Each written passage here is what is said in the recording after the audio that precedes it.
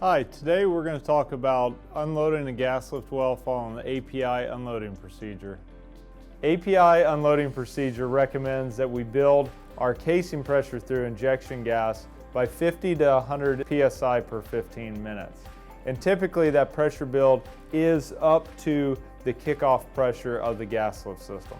Kickoff pressure can vary from 1,000 to 1,400 psi depending on your gas lift system and the equipment installed in the well.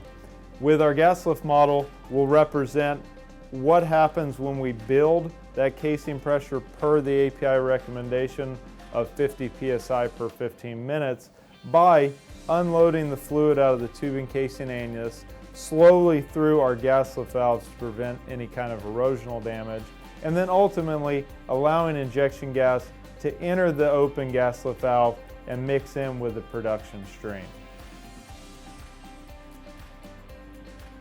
This process can take 24 to 48 hours depending on casing size, fluid amounts, and well depths. And indicated with the well model here, our injection gas is occurring through our top gas lift valve, mixing with our production string and reducing that flow and bottom hole pressure, sending both the injection gas and the production to the facilities and production tanks. As we continue to introduce injection gas through that top gas lift valve, our fluid level continues to decline in the tubing casing annulus through the open lower gas lift valves. As this fluid level continues to decline, once it uncovers our next gas lift valve, that's when what we call a transfer occurs. And that transfer occurs when our injection gas from our top valve enters through the open valve below it as that fluid level uncovers.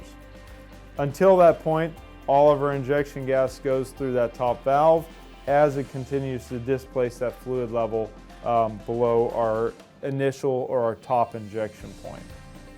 As we continue to displace fluid out of our tubing casing annulus, our injection point continues at our top valve or our kickoff valve. Once we gain enough casing over tubing pressure, or delta P as we call it, across that next gas lift valve is when we begin to see gas introduction through the next gas lift valve into the production string, further lowering that flow and bottom hole pressure.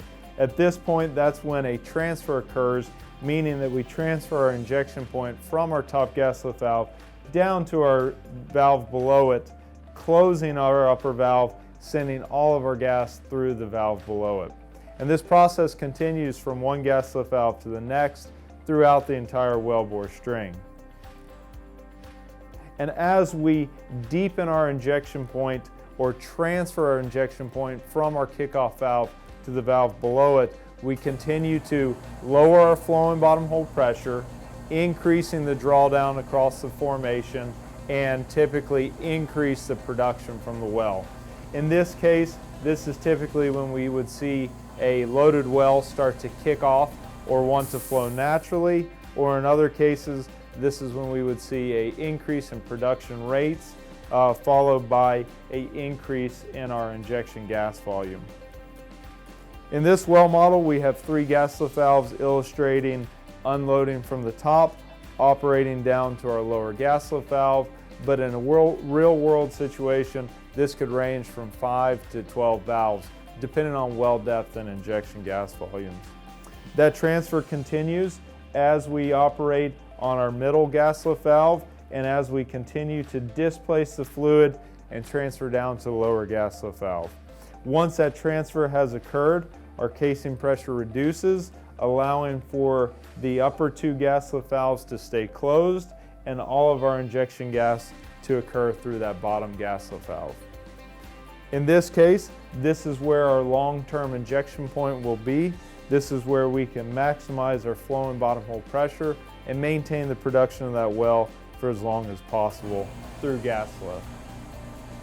After unloading, it is important to look at optimization on your gas lift system because through the unloading process, it does recommend lower injection volumes based off of API's unloading procedure.